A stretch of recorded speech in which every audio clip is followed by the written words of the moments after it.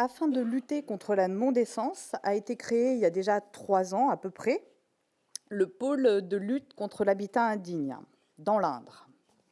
Ce pôle rassemble les acteurs publics qui luttent afin de lutter contre les situations d'habitat indigne et non décent également.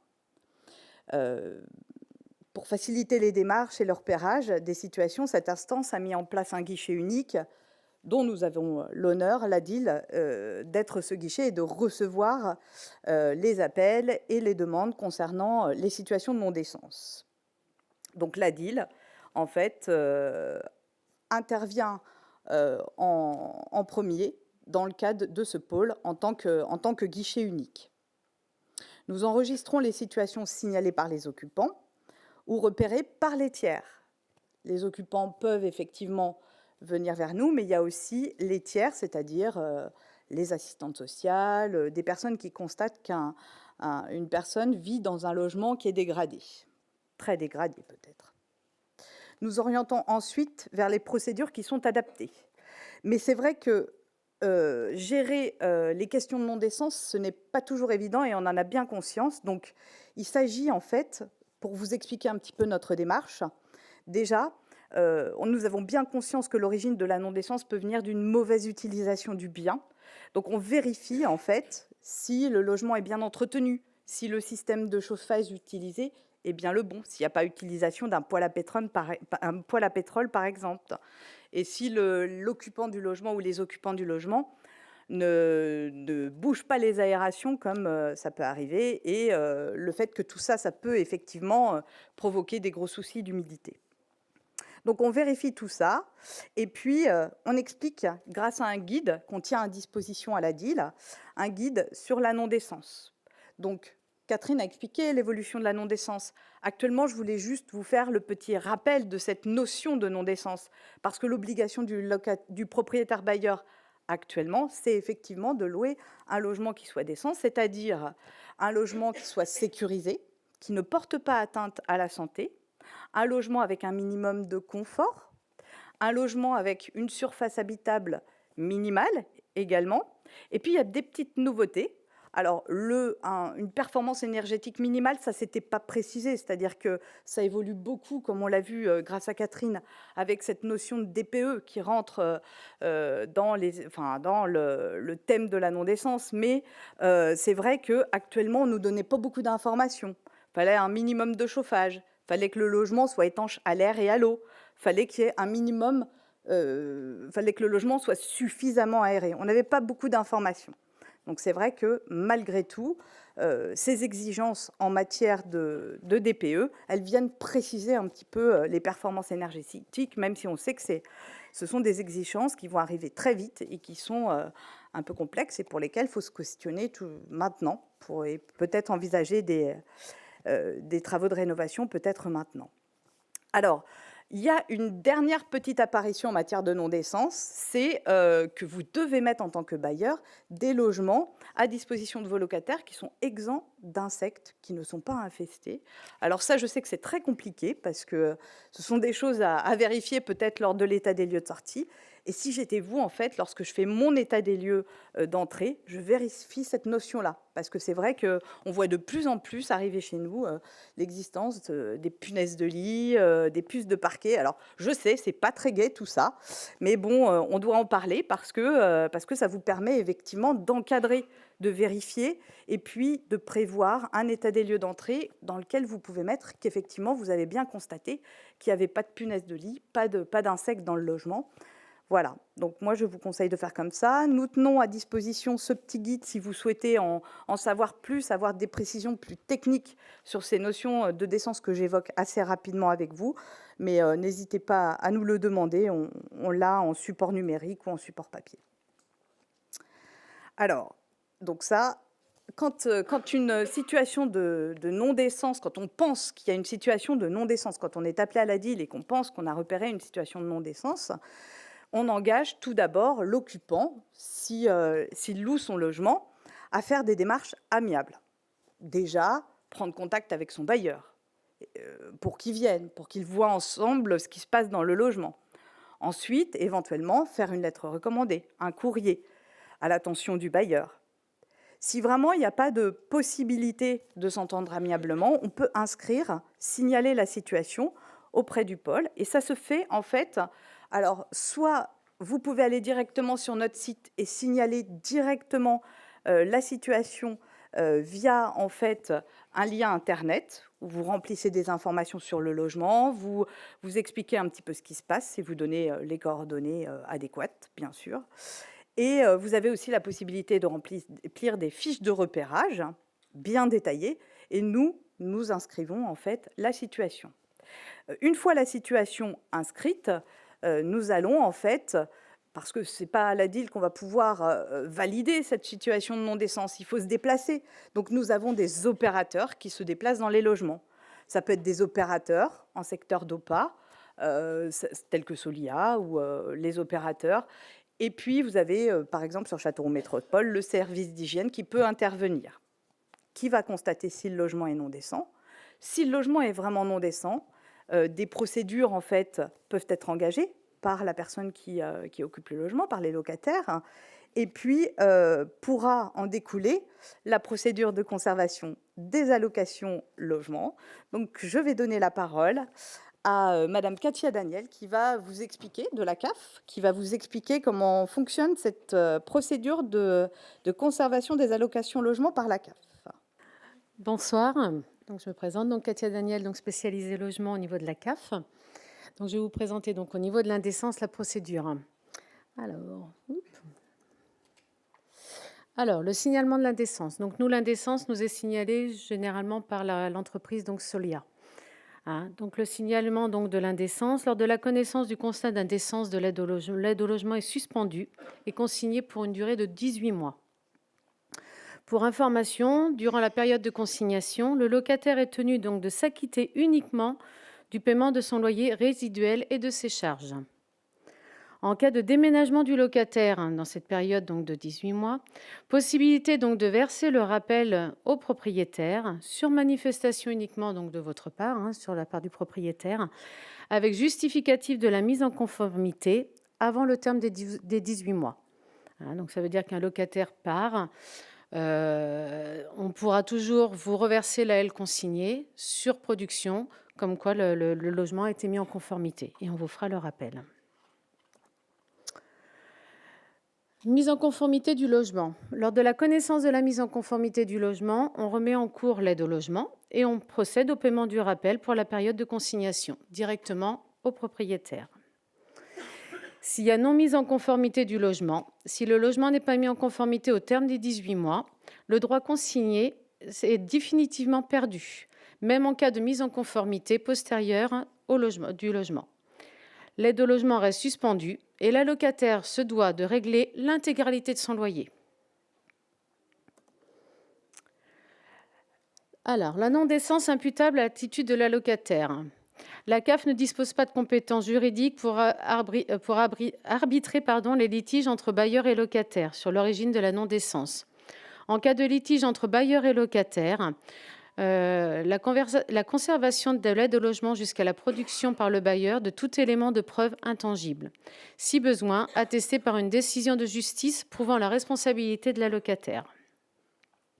Si la responsabilité de l'allocataire est acquise ou s'il empêche les travaux pour remédier donc à la décence du logement, la CAF donc, va restituer les sommes conservées au bailleur. Donc on est bien toujours d'accord si la responsabilité de l'allocataire acquise en cours de conservation. Notifier à l'allocataire qu'il dispose de 3 mois pour remettre le logement aux normes et pour permettre l'accès à son logement pour la mise en conformité.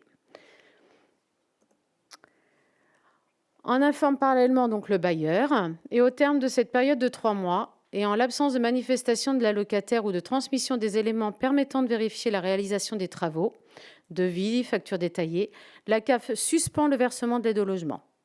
On informe le bailleur et l'allocataire et alerte la CAPEX.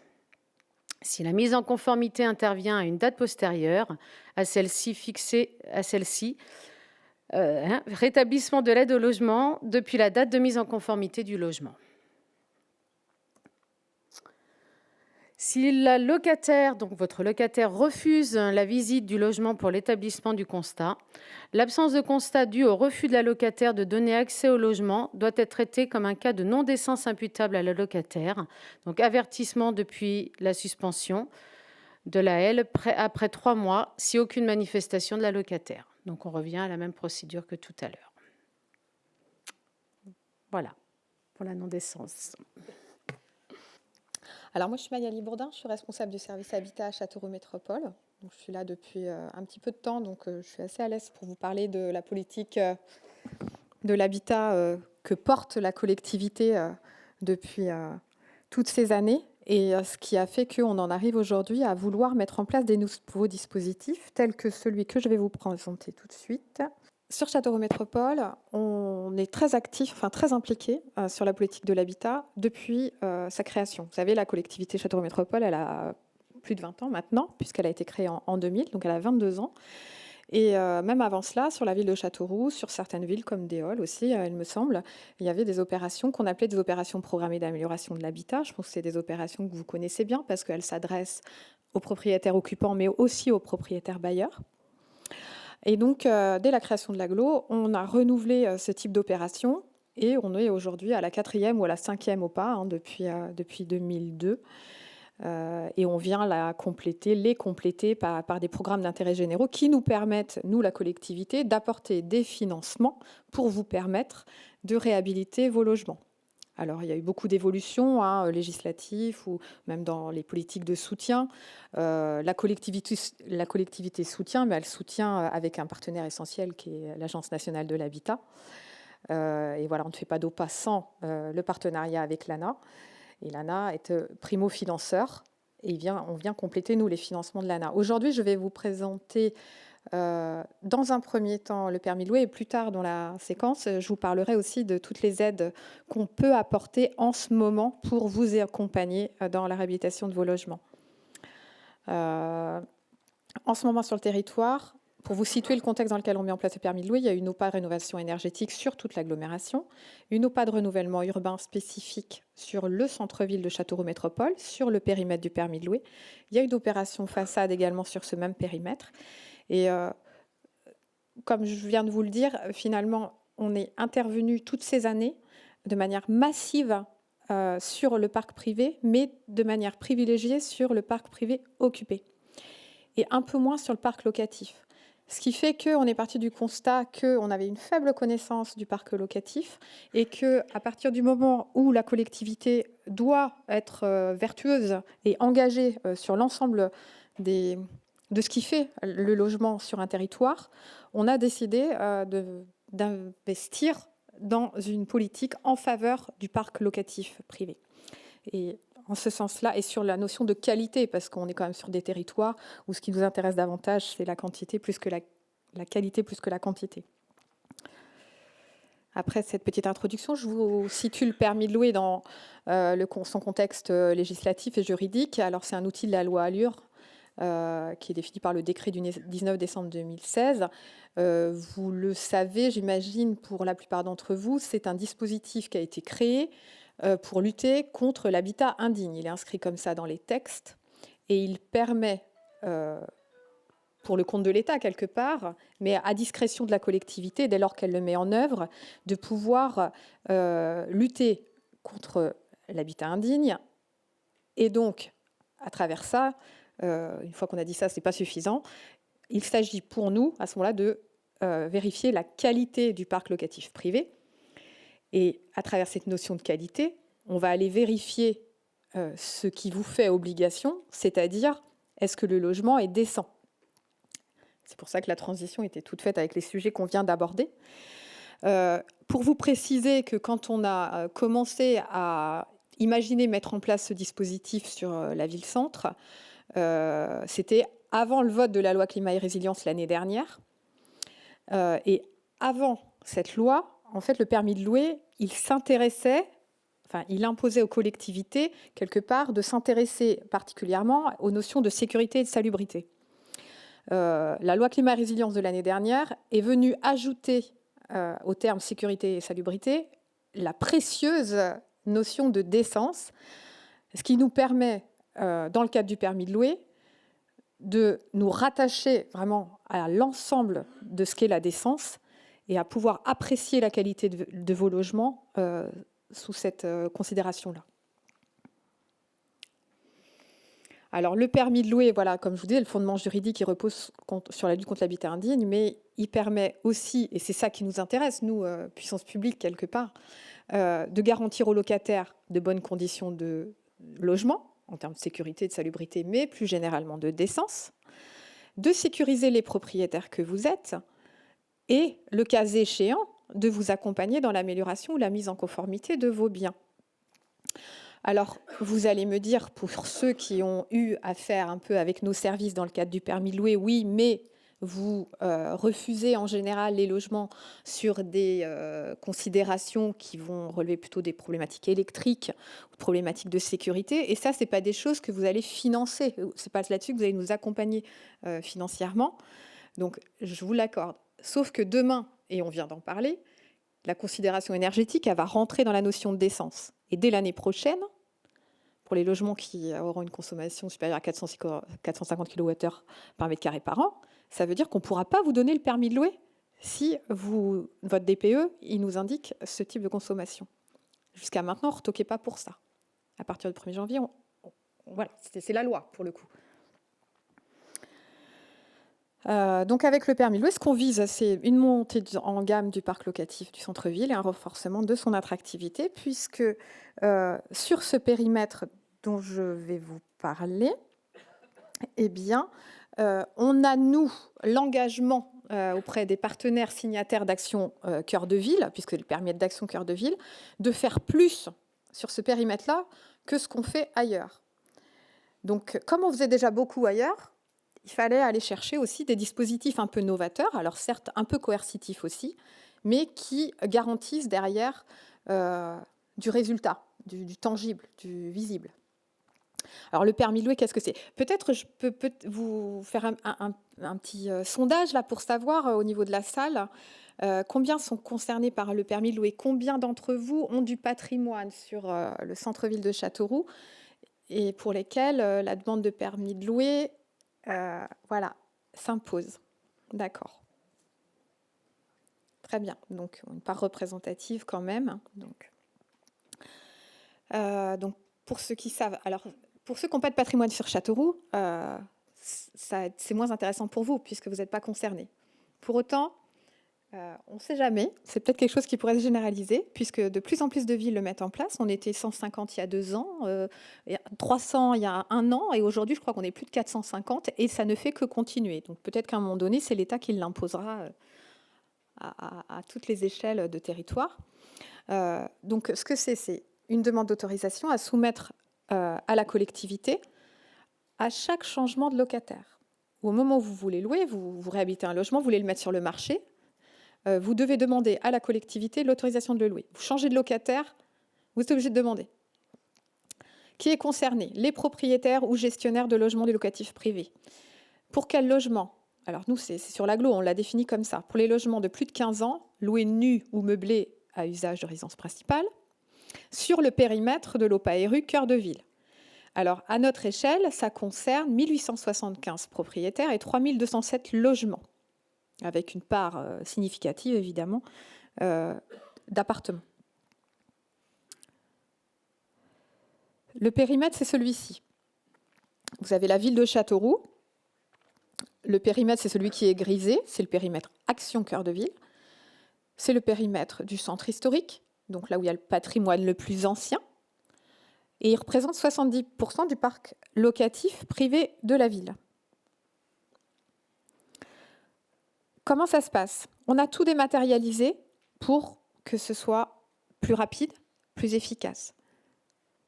Ça fait ses preuves pour le coup, puisque on voit bien qu'on arrive à aller assez vite dans la délivrance des permis de louer, sauf exception, vous en faites peut-être partie, mais elles sont rares. Donc l'idée étant pour vous d'aller sur notre site internet, de faire votre demande d'autorisation préalable de mise en location. C'est un CERFA, mais qui a été dématérialisé. Il faut que vous soyez en possession de tous vos diagnostics obligatoires, ceux qui constituent votre dossier de diagnostic technique. Donc, je répète, les diagnostics obligatoires, c'est donc le DPE, le plomb, l'amiante, le cas échéant, l'état des installations électriques, l'état des installations gaz. Donc ça, c'est le minimum requis pour déposer une demande de permis de louer. Il faut qu'ils soient valides. S'ils ne sont pas valides, on suspend toute décision. On ne traitera le dossier que quand on aura des documents du DDT valides.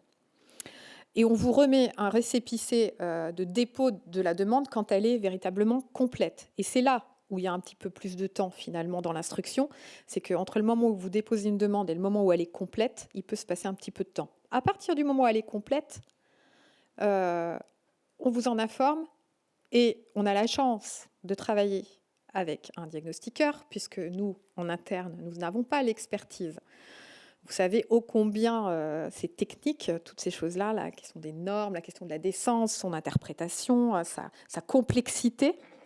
Donc nous, en interne, nous n'avons pas la capacité pour juger de la conformité de vos logements par rapport à la décence. Donc nous avons fait un marché et que nous avons externalisé cette mission. Et c'est donc France Diagnostic qui travaille pour le compte de la collectivité et je les remercie. Et c'est donc Nicolas Périllou qui est présent dans la salle et qui pourra éventuellement répondre à vos questions si vous avez des questions techniques à la fin. En tout cas, je remercie France Diagnostic du travail qu'ils font à nos côtés parce qu'on a une fiabilité en fait du contrôle qu'on ne peut pas remettre en cause aujourd'hui. La visite, on la rend obligatoire parce que sans visite, aucun jugement possible. Et lors de cette visite, on vérifie l'ensemble des critères du décret d'essence. Et puis ensuite, on vous donne une décision, sachant qu'on ne demande pas à ce que le logement y réponde à tous les critères du décret d'essence. On va vraiment mettre un refus quand on considère qu'on on est sur une notion de danger ou au titre de la sécurité et de la salubrité. Mais comme je vous le dis, demain, on devra retoquer si le logement il a une consommation énergétique qui dépasse le seuil autorisé quelque part. Donc il y aura peut-être plus de refus l'année prochaine. Il y a un marché du logement locatif sur Châteauroux qui est très dynamique. Ce qui fait que du coup, il y a énormément il y a de la mobilité. Donc on a beaucoup de demandes à gérer, beaucoup plus que ce à quoi on s'y attendait. Et c'est très intéressant pour nous, du point de vue de la collectivité, d'avoir mis en place aussi ce permis de louer, parce que ça nous permet de voir ce qui se passe sur ce marché-là, qui nous échappait un petit peu. Et on se rend compte qu'il y a énormément de mobilité. On voit un petit peu aussi le type de public qui rentre dans les logements. Et puis, on s'intéresse beaucoup, pour le coup, à l'état de ce parc. Aujourd'hui, on a rendu 800 décisions en un an. On est presque à la date anniversaire, puisqu'il a démarré au 1er septembre de l'année dernière. Sur ces 800 décisions, on a rendu 575 autorisations et 225 refus. Donc la part de refus, elle a 28%. Ça en représente quand même beaucoup. Mais ce que je veux noter, c'est que sur les 575 autorisations, on en a 429 avec réserve. Une réserve, c'est quoi? C'est un ou plusieurs critères du décret d'essence qui ne sont pas remplis. Donc en fait, votre logement n'est pas complètement décent, mais il y a des critères de décence qu'on va considérer comme moins dangereux. Enfin voilà, on va vous les notifier, mais on ne va pas vous retoquer le logement pour autant. Et puis, donc dans les demandes, on a à part égale une provenance, soit des particuliers SCI et des professionnels. Donc tout le monde joue le jeu. On essaye aussi, parce que vous allez me dire, c'était la notion de marchand sommeil qui était visée par la loi. Les marchands de sommeil, ils ne vont pas faire la demande de permis de louer. Vraisemblablement, il faut aller les chercher. Donc pour aller les chercher, on a conventionné avec la CAF pour essayer de faire des recoupements et ça porte ses fruits véritablement. Véritablement. Donc pour finir sur ce sujet-là, excusez-moi, je suis toujours un peu longue parce que je suis un peu passionnée. Au bout d'un an, qu'est-ce qu'on constate? En fin de compte, d'après ce que je viens de vous dire, on se dit qu'on a un parc privé qui est en majorité non décent, si on additionne les refus et les autorisations avec réserve. Mais non décent au sens du décret. Certains me disent on est heurté, quand on reçoit votre décision, par le vocable indécent ou non décent. Je l'entends. Mais c'est vrai qu'on l'utilise parce qu'on se rapporte à la réglementation et donc au décret. Donc c'est bien pour ça que j'ai au sens du décret. On a pu constater aussi qu'on avait des diagnostics soit qui étaient absents. Alors des fois, on ne sait pas forcément quels diagnostics sont obligatoires. On ne regarde pas tous les jours s'il est encore valide. Donc bon, ce permis de louer, il permet aussi de remettre à plat la question des diagnostics et puis de les lire. Parce que certains diagnostics, on l'a, mais est-ce qu'on le lit vraiment? Parce que quand vous nous les remettez, on se rend compte qu'il y a des anomalies électriques qui sont régulièrement mentionnées, certaines importantes. Et là-dessus, voilà, faites pas de cadeau. S'il y a des anomalies importantes, on va vous les faire remonter et on va vous dire, voilà, vous ne pourrez pas louer tant que ça ne sera pas corrigé. C'est la question des garde-corps aussi. Voilà, il y a de vrais dangers, il y a des accidents et on veut vous sécuriser, on veut sécuriser le locataire. Et une fois que c'est fait, on n'en parle plus. La technicité, difficile à apprécier, c'est vraiment là une affaire de spécialistes. Voilà, c'est pas accessible à tout le monde et là, voilà, c'est la question de la norme, de la réglementation. On n'est pas tous juristes, on n'est pas tous techniciens du bâtiment, donc c'est pas évident. Parfois même les entreprises elles-mêmes ont du mal à comprendre ce qu'on attend d'elles pour pouvoir répondre à la norme. On a des situations d'habitat insalubre qui ont été mises à jour, mais en lien avec le PDLHI. On a des logements des occupants et des propriétaires qui se retrouvent sécurisés par l'intervention du permis de louer. Une reconnaissance de la qualité de décence du logement quand on vous délivre une autorisation. Voilà, vous avez votre quitus. Mon logement, il est décent. Le mien, il est décent. Et puis, je voulais finir sur cette question de la performance énergétique, qui était donc jusqu'alors non bloquante, mais qui le sera demain. Merci.